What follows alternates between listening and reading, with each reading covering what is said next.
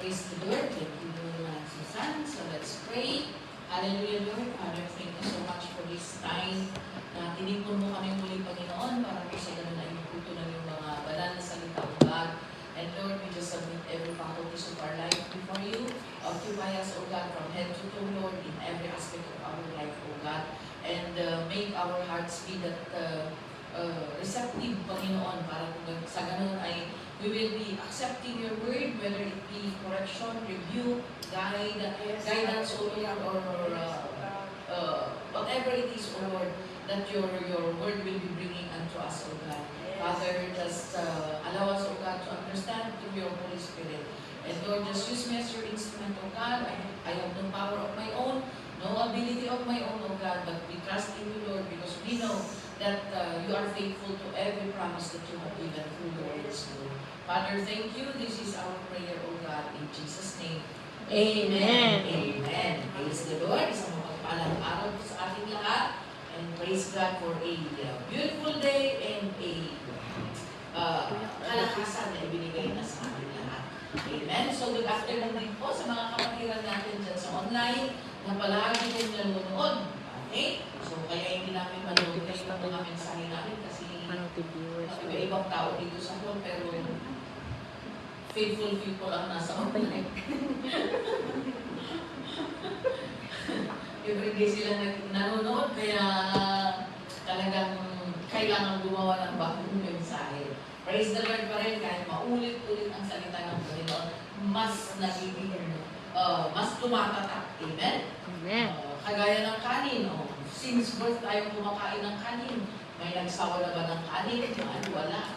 Kahit saan tayo pumunta, rice is life pa rin, di ba? So it's the same with the word of the Lord. Isa lang po ang Bible. At kung natapos na naman from Genesis to Revelation, ulitin na naman from Genesis to Revelation. And pero habang inuulit natin, mas lumalalim po yung pang-unawa natin sa salita ng Panginoon. Amen? So our lesson for this afternoon is a warning of the Lord that we need to be careful not to fall. Yes, because in the end times, it's falling time. Fall time ang end times. Yan ang sabi ng salita ng Panginoon. Maraming tatalikod sa kanilang pananampalataya. Many will turn away from their faith. Many will leave Jesus. Many will turn away from what they have believed. And yan po ang sabi ng salita ng Diyos. So let's read in 1 Corinthians chapter 10 verse 12. It says there, 1 Corinthians chapter 10 verse 12, so if you think you are standing firm, be careful that you don't fall. So if you think that you are standing firm in the Lord, then you need to be careful because many people have stood their ground. Many people ay talagang tumayo sila sa pananampalataya. But then, nung dumating ang unos ng buhay, dumating ang mga problema, dumating ang persecution, dumating ang deception, even the elect, sabi ng salita ng Diyos, the sign of Jesus' near coming is even the elect will be deceived. So mag-ingat po tayo that if we think na tayo po ay matatag na sa ating pananampalataya, mag-ingat at hindi kayo mahulog. Or, yes, mag-ingat na hindi kayo mahulog sa kasalanan. Amen? So, warning po yan ng ating Panginoon that in this end time, we need to be careful not to fall. Amen? Huwag makiuso. Uso ang backsliding, nakiuso ang iba. So yan, maraming nag-backslide. Buti sana kung nauso ang restoration at revival, naki-revive ka. Diba? Pero kadalasan, the pull of gravity is always yung negative ang naghihila sa atin. So, imbis na magpursige, ayan, nakisunod tayo sa mga nahuhulog. So, mag-ingat po tayo. And in order for our faith to be sustained, kailangan natin ang salita ng Diyos. Amen? So, in this afternoon, we will be sticking to the whole, our verses will be coming from Hebrews. Okay? Hebrews lang tayo. We will stick to the book of Hebrews. And we know that Hebrews is the book of faith in the New Testament. Okay? So, ano ang gagawin natin para hindi po tayo mahulog sa kasalanan? kasalanan o para hindi po tayo matinag mula sa ating paninindigan sa ating pananampalataya. In Hebrews chapter 4 verse 1, ano ang sabi niya? Hebrews chapter 4 verse 1, therefore, since the promise of entering His rest still stands, let us be careful that none of you be found to have fallen short of it. So, unang-una, let us be careful not to fall short of the rest of God. Yan ang nasasaad sa Hebrews chapter 4 verse 1. Mag-ingat kayo na hindi ninyo makamtan ang kapahingahan na ipinangako ng Panginoon. Di ba? God promised rest for His people. God promised rest. That is either rest in the spiritual or rest mula sa ating mga problema, kapayapaan or kahinahunan or kapahingahan. Amen. When we cast our cares to the Lord, what will God give us back? His rest, di ba? When we cast our worries, He will give us His peace. Di ba ganun ang sabi ng Panginoon na kapag binibigay natin sa Kanya ang lahat ng kabigatan natin, bibigyan niya tayo ng kapayapaan, kahinahunan, at kapanghingahan. Pero sabi niya dito, ang napakagandang kapahingahan na ibibigay ng ating Panginoon is that to rest in His presence in heaven. Amen? Pero sabi niya, let us be careful that none of you be found to have fallen short of it. Ano ang ibig sabihin? Huwag ninyong hayaan na isa sa inyo ay hindi makamtan ang kapahingahan mula sa ating Panginoon. Amen? So, warning number 1 yan sa atin, na magpatuloy tayong gumawa ng command ng Panginoon, magpatuloy tayong maglingkod so that we will not miss or we will not fall short of that rest that God has promised. Another thing, number 2, in verse 11, chapter 4, verse 11, sabi niya dito, in order for us not to fall, let us therefore make every effort to enter that rest. That rest in the Lord. Amen? That kapahingahan sa presensya ng Panginoon. So, magpursige tayo, sikapin natin na makamtan natin ang kapahingahan na yan. Sikapin natin na makamtan natin yung buhay na walang hanggan para hindi tayo mag-perish or hindi tayo masira kagaya ng ating mga ninuno. Kasi sabi niya, let us therefore make every effort to enter that rest so that no one will fall by following their example of disobedience.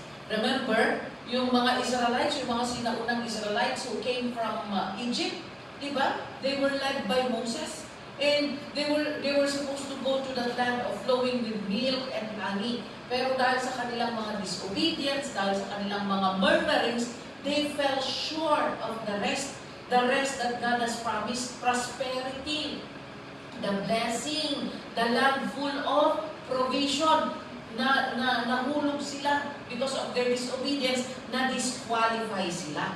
Kaya yan din ang sabi ng Panginoon, be careful na hindi kayo ma-disqualify. Kaya sikapin ninyo na makamtan ninyo ang kapahingahan na ibibigay ng ating Panginoon.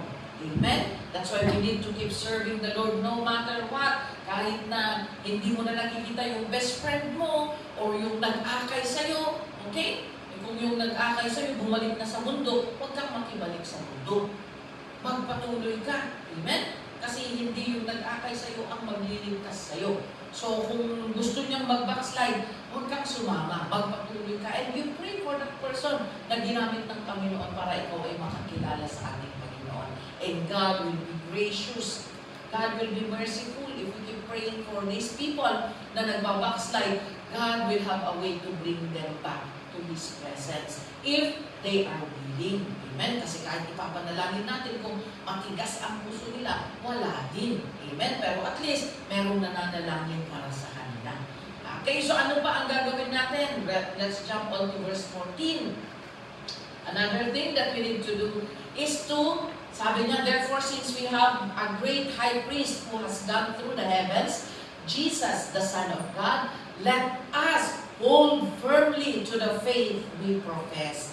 So third thing that we need to do in order for us not to fall is that let us hold firmly to the faith we profess. Ano ang ibig sabihin nito?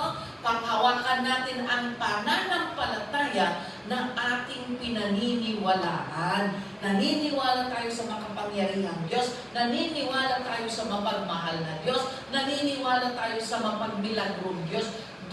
We need to hold on to that. Amen? Do not listen to the people, to Satan na nagdidictate sa ating mga isip at puso na, walang kapangyarihan ang Diyos mo, hindi totoo ang Diyos mo, namatay nga ang Diyos mo eh. Do not believe. O kaya, wala namang sinasagot sa mga panalangin mo, so hindi ka niya mahal. Mga ganun ang itinatanim ng demonyo sa ating sinisiksik ng demonyo sa ating mga isip. But then, we need to hold firmly. Panghawakan mong maigi, putam, ipangmatin, kahit mga saon, salimut-matam, uray mo anyang timapaspasamak, even if people will hate you, even if people will turn their backs on you, even if people will falsely accuse you, even if you experience injustice in your life, hold firmly to the faith you profess. Amen? Yan ang hinahanap na in order not to fall, kailangan matibay ka. Amen? In order not to fall, kailangan mahigpit ang hawak mo. And in this end time, kanya-kanyang higpit tayo. Amen? Kanya-kanyang higpit ng paghawak. Kung hindi ka mahigpit, huwag kang mag-rely sa mga kapatiran. O kaya, kapatid, panalangin mo naman ako. Kapatid, nag-discourage ako. Kapatid, ay na, gumising ka. Now is the time to tighten your grip. Amen? Because pati yung kapatid na iniiyakan mo, naghihingalo na din. Pati siya ay malalaglag na tapos nakikibitin ka pa. Di malalaglag na yung dalawa. So, even the people whom we rely to has their own struggles. Amen? So, do not depend on people. Sabi ng Panginoon, depend on me. I am your refuge. That's why let us hold firmly. Firmly means higpitan mo ang hawak mo. The more that you are tested, the more that you hold on to God, to your faith, firmly. Amen? Mas higpitan mo pa natin ang paghawak natin sa ating pinaniniwalaang Diyos. Amen? So that even if struggles will come or bagyo ng buhay, o iwas-iwas na ka, typhoon, typhoon ng buhay, hindi ka maaalis. Have you ever seen something na naidikit, kahit na anong gawin mo, alam mo yung linta? Di ba, ang hirap alisin ng leech, yung linta?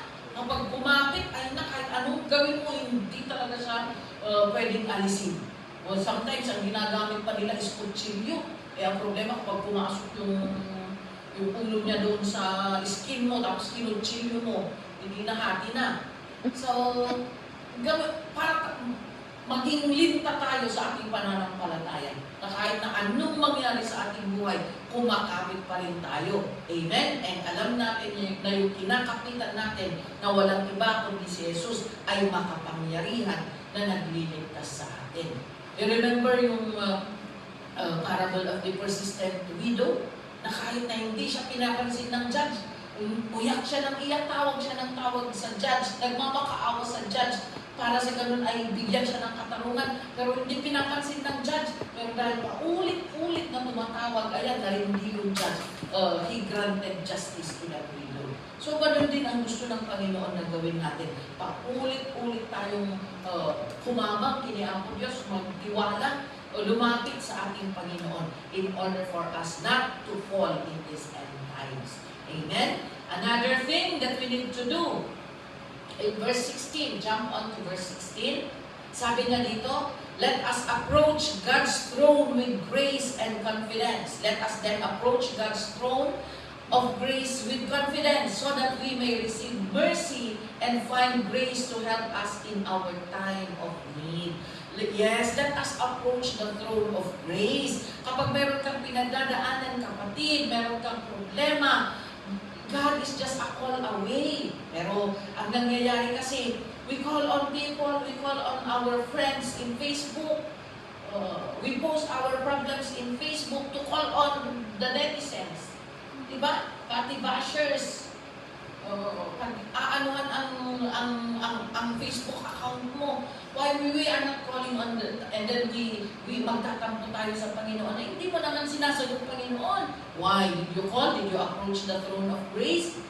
Oh, God is telling us that He is just a call away, and so we need to approach. Huwag mag-atubili na lumapit, huwag mag-alinlangan na lumapit sa trono ng grasya ng Panginoon. Pero bakit pa may pag-aalinlangan? Kung alam mo na guilty kasi tayo, kung alam natin na guilty tayo of something na hindi kaaya-aya sa ating Panginoon, nahihiya tayong lumapit sa Diyos. Amen? But then God has given us that way out na mag-repent. Mag-repent.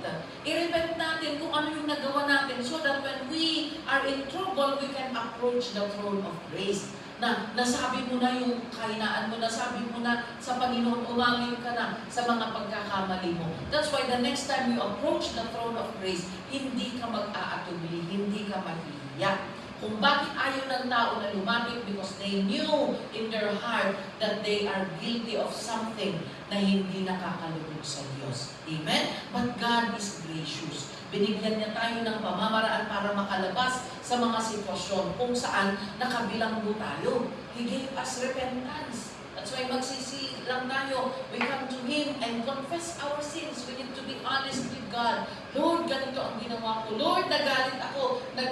Nagsalita ako ng masama. Lord, dahil sa galit ko, ganito ang ginawa ko. We need to be honest with God. Kasi kung magiging honest tayo sa ating Panginoon and we humble ourselves before God and believe His ways, then we will be healed. Kagaya din ng isang tao na pupunta sa doktor, for example, tapos tinatanong ng doktor, ano ba ang masakit sa'yo? Ayaw niyang sabihin. Imbis na tiyan ang masakit, sabi dahil nahihiya, dahil baka i-check ng doktor yung tiyan niya or kan, sinabi niya na lang na paan niya yung masakit. Di pang-paa ang binigay na gamot. Hindi masusolve ang problema niya. Kasi iba. Amen? So it's the same with our Lord. Amen? We need to be honest with God in order for us to be healed and in order for our problems to be dealt with. Amen? So let us approach the throne of grace with confidence. Tumawag tayo sa Panginoon na walang pag-aalinlangan dahil ang ating Panginoon ay mahabagin at makapangyarihan. Okay? Another thing, let's move on to Hebrews chapter 6 verse 1. Hebrews chapter 6 verse 1, sabi niya dito, therefore let us leave the elementary teachings about Christ and go on to maturity, not laying again the foundation of repentance from acts that lead to death and of faith in God. Ano ang makikita natin dito? Let us move on beyond elementary teachings. Ibig sabihin, we grow. We need to desire to grow in maturity. Mag-mature tayo, lumago tayo sa ating paglilingkod. Hindi yung puro na lang baby ka noon, baby ka hanggang ngayon. Okay? Pasugnod ka, ininga, natatapasugnod ka ta. Ukusan ka, ininga, natatakot usan ka, matampuhin ka noon, hanggang ngayon matampuhin ka pa rin. Lagi na lang na ikaw ang inaasikaso. Oh, we need to grow. We need to be mature. Amen? And as we yield our life habang nagbababad tayo sa salita ng Panginoon, and as we experience trials, problems, and persecutions, and as we carry our own cross while following Jesus, doon po tayo nagmamature. Amen? Kaya kahit ayaw natin yung feeling ng natatry, ayaw natin yung moment na natetesting tayo, pero kailangan natin yan in order for us to grow in maturity. Kagaya ng isang bata, di ba? Kung ang isang bata ay guarded palagi na makikib-kib-kibin, palagi mong akay-akay, ayaw mo siyang payagan na maglakad mag-isa, magiging lampa yung bata. Do you know what is lampa? Jene, naluloko na. Yung hindi siya na-develop, hindi na-develop yung inner confidence niya. Kaya, feeling niya palagi dangerous. Every 7 years old na siya, 10 years old na siya, nakaganon pa rin siya sa'yo. Kasi hindi na-develop yung confidence niya na kaya niyang maglakad ng mag-isa. But, you see, if you allow the child to go, walk on his own, Kahit madapa yan, di ba? Ang dialogue natin kapag nadadapa ang bata, oo, inakdaktal mo. Di ba? Ano na tawag nito? Tagalog na. Ewan ko kung ano ang Tagalog na. Magiging mas malakas ka. Ganon. Kapag nadadapa, tapos bumabatong siya, okay lang yan. Yan ay magiging paraan para ikaw ay mas tumatag, mas lumakas. Okay? So yung mga batang ganun, hindi sila takot na maglakad, hindi sila takot sa mga rough roads. Pero yung bata na laging fully guarded, ayaw madumihan, ayaw maglakad mag-isa, magiging lampa sila, magiging mahina sila. Ang problema, kapag they are released into the world which is wicked, konting bagay lang, ayan, mahina yung emotions nila, mahina yung mga mental state nila, kaya yan madali silang mag-give up. At yan po ang problema ngayon, mga kapatid, dahil ang mga bata ngayon ay wala na, iilan na lang yung talagang napanday ng pagsubok, napanday ng training, train sa disiplina, iilan na lang. Yung mga hindi na disiplinahan, hindi natuto kung paano ang buhay, madali silang sumuko, napagalitan lang, nandiyan na, nakabitin na. Okay? So, ganyan po ang problema ngayon. But then, for us believers, let us move on beyond elementary teachings. Ibig sabihin, we grow, we go on to maturity. Let us desire to grow mature. Amen? At ang maturity po, mga kaibigan, alam nyo, nung bago pa lang akong nananampalataya, ang akala ko maturity, kung marami kang ginagawa. Kaya kung nagigitara ka, naglilid ka pa, nag-preach ka pa, nag-MC ka, nag-usher ka, lahat na ng ministry sa'yo. Akala ko, nag-mature na piman dito. Pero ang maturity po pala ay masusukat kung dumarating na ang problema, or pagsubok sa buhay, or pagdidisiplina, or kung dumarating na ang correction. Kasi kahit ministry mo pala, ang lahat ng ministry, kung napagsabihan ka lang ng konti na, tingnan mo naman yung outline mo. For example, tingnan mo naman yung outline mo, hindi magkatugma. Biglang sinabi mo na, bahala na kayo na ang mag-lead. Ganun. Kahit wala sa'yo na lahat ang ministry. Pero kung ganun ang attitude natin, we are immature. Amen? So, ang maturity is measured when trials and testings will come. Yet, you remain standing, and you are still, you continue serving the Lord kahit na nahihirapan ka, kahit na maraming mga pagsubok sa buhay mo, maraming mga nangyayari sa buhay mo na hindi ka aya-aya, yet you are still standing. That is maturity. Amen? Kahit hindi ka pinapansin, kahit walang nag-a-appreciate sa'yo, kahit sinabi nila, silang-silang ka, ang langit ng boses mo, sige pa rin. Sa pagpupuri, walang pakialaman. Yes, hindi sinabi ni Lord na, yung mga golden boys lang ang pakinggan ko. No! Actually, mas bumababa siya kapag silang-silang. Pag hindi na nagtutugma ang gitara, mga key at mga sige, umaya ko na anak, umaya ko, punanan. Bumababa na ang presensya ng Panginoon kaagad. Okay, so, God, let us move on. Let us grow in maturity. Magpakuloy tayo na lumago sa ating pananampalataya. And in Hebrews chapter 10, verse 22, what are we going to do? Let us draw near to God with a sincere heart in full assurance of faith. Yes! Kailangan na lumapit tayo sa ating Panginoon. Let us draw near to God with a sincere heart. Lumapit tayo na maglingkod sa ating Panginoon na may katapatan sa ating puso at may matatag na pananampalataya. Amen?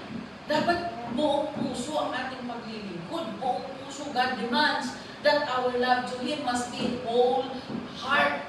Galing mula sa buong puso natin, buong kalakasan, buong kaluluwa. The 100% of our life should be given to the Lord. Kaya let us draw near to God with a sincere heart. Hindi yung, sige, we are doing the ministry just for the sake of doing, just for the sake of duty or responsibility.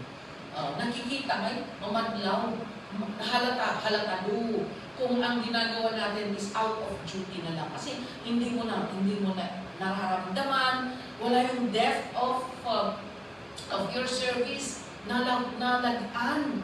nalabay niya na sige, minsan minsan kapag kagita-gita tayo lang tayo nakauurayan, sige basta malpas na nagkita tayo.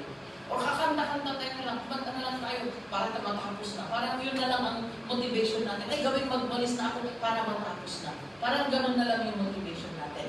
But God is asking us that when we come to the presence of the Lord, when we come to draw near to God, to serve Him, we need to have a sincere heart.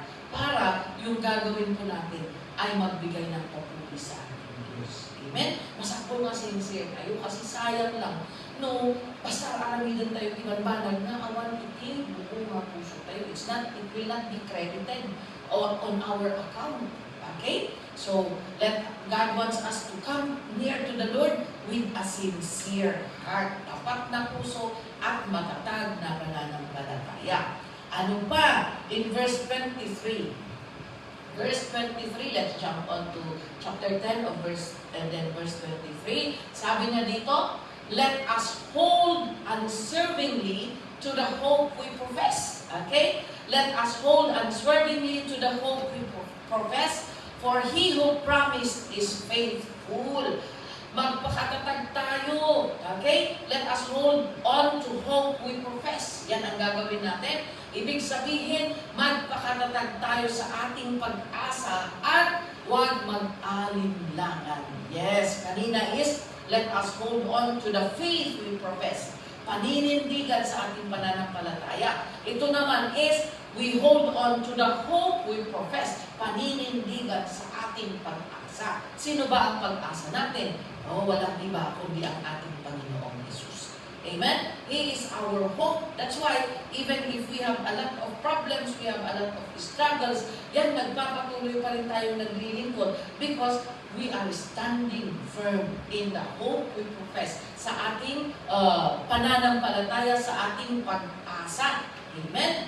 Yung mga iba, nag-give up na dahil hindi sila naging matatag sa kanilang mga pag-asa. Hindi sila naging matatag, hindi sila kumapit ng mahigpit sa kanilang mga pananampalataya. So these are all needed ngayon end times. Amen? Kung bakit nag-fall ang iba, bakit kahit na gusto nilang maglingkod, pero bakit nawawala o nalalaglag ang iba? Why are people falling from the presence of the Lord? Because they are not holding on firmly to their faith, to their hope in the Lord.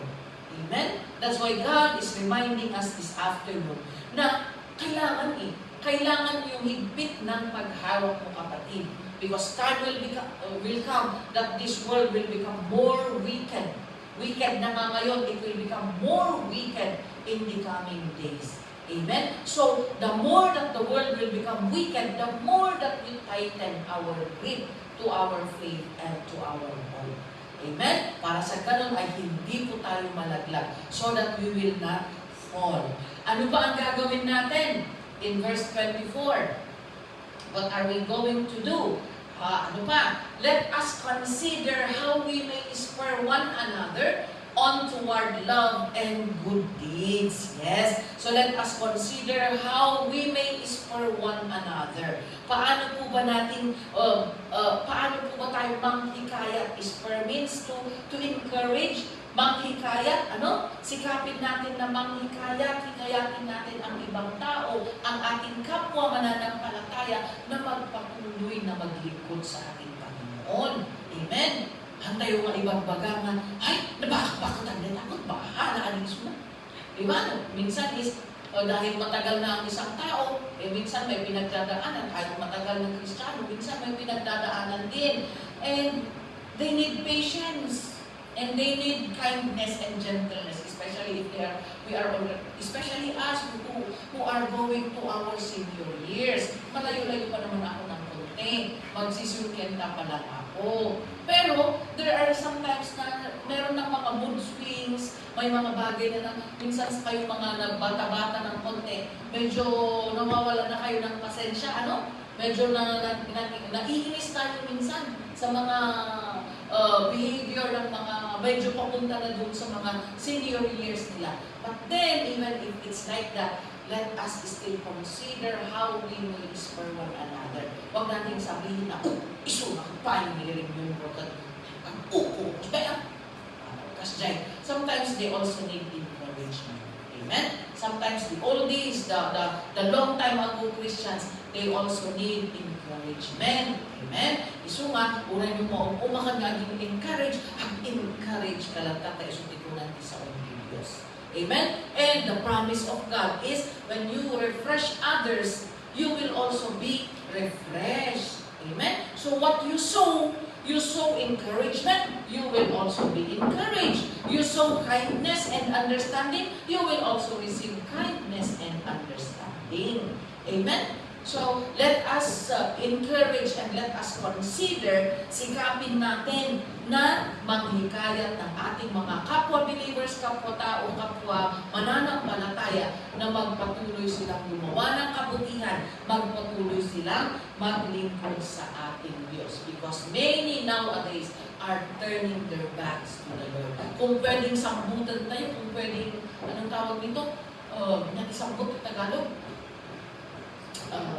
Habulin natin before before na talagang mahulog sila, we snatch them. Alam nyo ang snatch, matinagon. Nung nasambot mo, kailangan nagulog doon na iligtas mo. Yun ang gusto ng Panginoon. We snatch others from the gate of hell, from the pit na kung saan malalaglag na sila. Let's be an agent of the Lord to encourage other people. Amen? So that it's not only you na binabantayan mo, pero pati ang kapatiran mo. Amen? We are our sister's keeper, whether you like it or not. Oh, we are responsible sa inyo. Kaya huwag nyo namang sasabihin na bakit ka ba nakikialam, buhay ko to. Eh, ngayong magkakapatid na tayo sa Panginoon, whether you like it or not, ay, meron kaming concern sa inyo, kaya kahit hindi kita kapatid o kadugo, ay kung magsaya ka, pati bagaan, kung pakadadailam, ti may sa mabanag, kung makorektar ka. Amen? And that's a way in order for us to spur one another toward love and good deeds para magpatuloy tayo na maglingkod because we become our sister's keeper or brother's keeper. Tayo ang may responsibility. We are responsible to each other. Amen? Another thing, isingit lang natin ang verse 25. Hindi ko na ilagay dyan sa outline. Isingit na natin ang verse 25. 10:25. Because this is also another thing that we need to do in order not to fall. In Hebrews chapter 10 verse 25. Okay? Let us not give up. See? Napapansin niyo ba yung mga paunang salita natin? Let us. So, let us not give up meeting together. Yes. Let us not give up fellowshipping. This is very important. Kasi, kung along-along ka, ay, kahit na sabihin mo, ay, di ba, nagbabasa ako ng Bible ko, along-along ako, nananalangin ako, along-along ako, magbe-breakfast ako, along-along, mag-dinner ako, along-along ako. Ay, you cannot encourage yourself. You need others. That's why God said, let us not give up meeting together. No man is an island. Ang nga mabalin nga, agsiksikalagtan. Just like a bonfire, di ba? Kung nagtipon-tipon yung mga panggatong, malakas ang apoy. Pero kung ihihiwalay mo ang isa lang, mamamatay yung apoy niya. Pero kung ibabalik mo ulit doon sa mga grupo ng panggatong, ay magsisiklang ulit yung apoy niya. Ganyan din po tayo mga kapatid. Okay? Let us not give up meeting together. Kahit rain or shine. Uray na may isang come in the presence of the Lord. Amen? Yan. So, yan ang isa pang gagawin natin. Let us consider how we may spur one another. Let us not neglect coming together, as some are in the habit of doing. Marami ng mga hindi nag-gather together. Marami na ang ayaw sa fellowship. Ayaw nilang makipag-fellowship. Pero tayo po mga kapatid, God is telling us and He is commanding us not to neglect coming together. Amen? And another thing, in 12 verse 1, balik tayo sa outline. Okay? Ano ba ang makikita natin dito? Sabi niya, therefore, since we are surrounded by such a great cloud of witnesses, let us throw off everything that hinders and sin that so easily entangles. Yan. Let us throw off everything everything that hinders and the sin that so easily entangles. Itapon natin, iwaksi natin yung mga hadlang, yung mga pumipigil sa ating paglilingkod sa ating Panginoon. Itapon natin yung mga nakaka-discourage. Itapon natin yung mga nakaka-stumble sa ibang tao dahil we are surrounded with so many witnesses. Maraming mga mata ang nakatingin sa atin, lalo na kung mag-isa mo lang na believer sa family mo, all eyes are on you. Sa bawat pagkakamali mo, isusumbat nila yan. Sasabihin, akala ko ba Kristiyano ka? Kasi ang alam nila, kapag naging born again ka na, naging Kristiyano ka na, nag-hallelujah ka na, nag-praise the Lord ka na, dapat perfect ka. Kaya, binabantayan nila ang bawat kilos natin. And the moment na hindi ka nakapagtimpi at nakagawa ka o nakapagsalita ka ng bagay na hindi ka aya-aya, oops! Nasipaw na Agapos ni Chay, nasiputan na Agapos ni Chay, nakita nila kaagad yung nangyari na yan. Kaya yan, susumbatan ka na, akala ko ba Kristiyano ka? So, we need to throw off everything that hinders and that sin that so easily entangles. Ano ang ibig sabihin ng sin that so easily entangles? Yun yung stronghold sa ating buhay, yun yung kasalanan na ang bilis nating gawin. Nasanay na tayong ginagawa yun, pero hindi ka aya-aya sa Panginoon. That's why, if it entices us, tinutokso tayo, nag-yield tayo kaagad. Amen? So, we need to get rid of all these things in order to be a blessing. Amen? So, sa chapter 12, verse 1, dalawa ang makikita natin dyan. Isa is, let us throw off everything that hinders. Okay? Let us throw off everything that hinders and that sin that so easily entangles. And yung pangalawa na makikita natin, and let us run with perseverance. Yes. Let us run with perseverance in order not to fall sa presensya ng Panginoon at magkasala sa Diyos. Let us run with perseverance. Magpatuloy tayong tumakbo na may katapatan, merong pagpupursigi, merong endurance. Ano ang endurance? Sa Tagalog.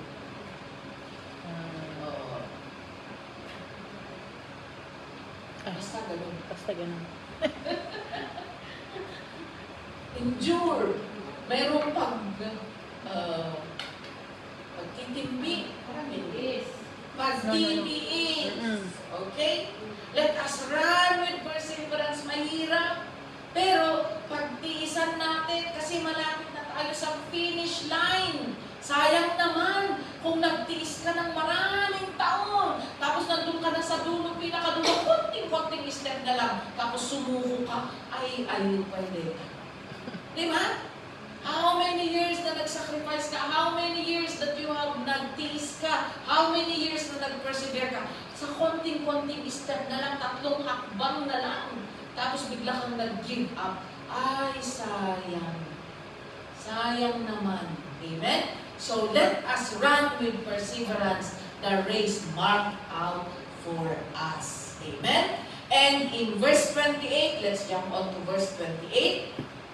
Sabi niya, therefore, since we are receiving a kingdom that cannot be shaken, praise God, because God has called us to His kingdom that cannot be shaken. Hindi natitibag, hindi natitinag, napakatatag na presensya ng ating Panginoon. So sabi niya, let us be thankful and so worship God acceptably and with reverence and awe. So, let us be thankful and worship God. Dahil God had brought us to His kingdom. God gave us a way out from God changed our destiny. Imbis na papunta tayo ng impyerno, papunta na po tayo sa langit. So, kailangan at nararapat na purihin natin ang Diyos. So many times in our life that God rescued us from the pit of death. Many times in our life that God rescued us from destruction. Amen? Maraming beses na dapat nasira na tayo, dapat namatay na tayo dahil sa mga kasalanan natin. And yet God has been giving us chance to come to Him, to go back to Him. And so, let us be thankful. Amen? So, kung wala kang maisip na i-testify sa Panginoon dahil walang material thing, walang bonus, o kung ano-ano pang lies dyan, think about how God rescued you many times. Kung saan malapit ka nang mag-give up, malapit ka nang mag-backslide, malapit ka nang masira dahil sa mga kasalanan mo. And yet God has been extending His hand to pull you out from your situation. Think about those things. Kung wala kang maisip na pasalamat, ipagpasalamat sa Panginoon, tandaan mo, isipin mo yung mga panahon na ikaw ay malapit ng masira, pero ni-rescue mo pa ng ating Panginoon. Amen? So we need to let us be thankful and worship God for the things that He has done in our life. Hebrews chapter 13, verse 13. Let us then go to Him outside the camp, bearing the disgrace He bore. Ano ang ibig sabihin nito? Jesus died outside the camp. Jesus died where the people are, doon sa crossroad, doon sa kung saan ang mga tao. So He was ridiculed there, He was beaten there, He was humiliated there. And so God wants us also to go to Him outside the camp. And ano ang ibig sabihin nito? Let us go out of our comfort zone. Let us go out of our comfort zone and go and bear yung paghihirap ni Kristo. We need to go and share the love of Jesus to other people. Amen? We go and bear the sacrifice. We need to go and share the sacrifice of Jesus on the cross so that people will come to believe Him also. We need to go out of our comfort zone. Outside the camp, ibig sabihin, outside our comfort zone. Amen? Huwag tayong maging tamad, huwag tayong maging complacent na nandun lang tayo, bahala na, kahit ano na ang mangyari dyan sa mundong ito. No, we need to go out from our camp, outside the camp, and we go and share the gospel to the people who have not yet, hindi pa nila nakakikilala ang ating Panginoon. Amen? And the last but not the least, in verse 15, Hebrews chapter 13, verse 15, ano ang sabi niya dito?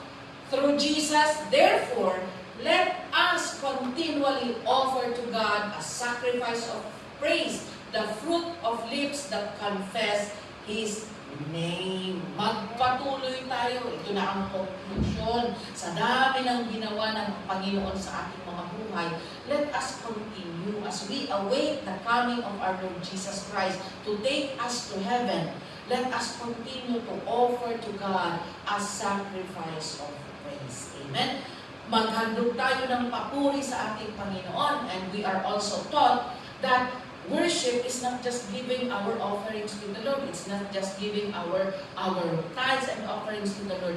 But our praises, ibig sabihin, hindi lang yung mga awitin natin, but also our tithes and offerings to the Lord is our sacrifices of praise and worship to God. Amen? Kaya yan, na ituturo na, aside hindi lang yung pagkanta, pagtaas ng kamay, ang pag-worship, kundi pagsasakripisyo to give what is due to the Lord and to give the fruit of our strength as well. Amen? Kaya tinuturo din po natin, hindi lang kung paano kumanta, hindi lang kung paano mag-play ng instruments, but we are also being taught to give what is due to God because this is part of our sacrificial service to the Lord, to give our offerings to God. Let's continue to offer ourselves to the Lord habang hinihintay po natin ang pagbabalik ng ating Panginoong Jesus para tayo po ay dalhin sa Kanyang kaharian sa langit. We need to continue because kung inabutan tayo na hindi na naglilingkod, ay kapatid, maiiwan ka. Sorry, I do not know you. Yun po ang sasabihin ni Lord. Kahit pa pumila ka, hindi ka, tumigil ka na sa paglilingkod, tapos nung dumating na si Lord, pumila ka, feeling mo, qualified pa rin. Oh, no. Kung ano ang situation natin pagdating ni Jesus, yan ang i-judge ng ating Panginoon. We cannot ask God to look at our records way back 2 decades ago. Hindi natin pwedeng i-bargain na, Lord, yung 2010 na lang ang tingnan mo kasi super on fire ako doon. Hindi pwede. Kung ano ang maaabutan ng Panginoon. That's why Jesus also said, the Word of God also said that, will He find faith when He comes? Makakakita ba ng pananampalataya ang Panginoon kung siya ay babalik? Yan ang question na sasagutin ng bawat isa sa atin because salvation is individual. Amen? Makikitaan ka ba ng Panginoon ng pananampalataya when He comes? That is a question that is personal that we need to answer to God. Amen? Kaya na ituturo po ang mga ito, nawawarningan tayo about falling away because when you fall away, automatic po mga kapatid, you will be left behind. So sayang naman yung mga panahon na nagsumikap ka para maglingkod sa Panginoon. Ngayon pa na malapit na ang pagdating ng ating Panginoon, malapit na ang finish line, malapit ka na sa finish line, ngayon ka pa masusuko. Kaya mga kapatid, let's be careful. Sabi niya sa 1 Corinthians 10:12, so if you think you are standing firm, kung iniisip mo na ikaw ay matatag ang iyong pananampalataya, be careful that you don't fall. Mag-ingat ka para hindi ka mahulog. Amen? So let us pray. Hallelujah. Thank you, Lord God. Salamat po, Panginoon, sa mga salita na aming napakinggan. Salamat muli, Panginoon, sa pagpapaalala sa amin ng mga salita mo, O Diyos, because we know, O God, that we are vulnerable to our weaknesses, O God. Mahina po kami, Panginoon. Marami po kami kahinaan at madali po kami malinlang, O God. But Lord, we thank you dahil sa iyong mga salita, naging wise kami muli, naging napaalalahanan kami muli na maging matatag, na kumapit ng mahigpit sa aming pananampalataya at pag-asa, Panginoon. At muli, Panginoon, na ibalik namin kung gaano ka-on fire yung aming paglilingkod, O God. Lord, salamat po at dalangin namin, Panginoon, na ikaw ang humawak sa buhay ng bawat isa. As you keep us in the hollow of your hands, I pray, O God, that you also fill us with your Holy Spirit, O God. Tulungan mo kami mag-obey, tulungan mo kami, Panginoon, na gawin mo kung ano ang nararamdaman ko para sa iyo, O God. Salamat po and even for the sacrifice of praise, O God, that only the fruit of our lips, but also the fruit of our strength, O God, giving what is due unto you. Continue to bless your children, O God. Continue to bless your people so that we will not fall short of our service unto you, O God. Salamat po, Panginoon. Ito po ang aming samot dalangin sa pangalan ni Jesus. Amen and amen. Thank you.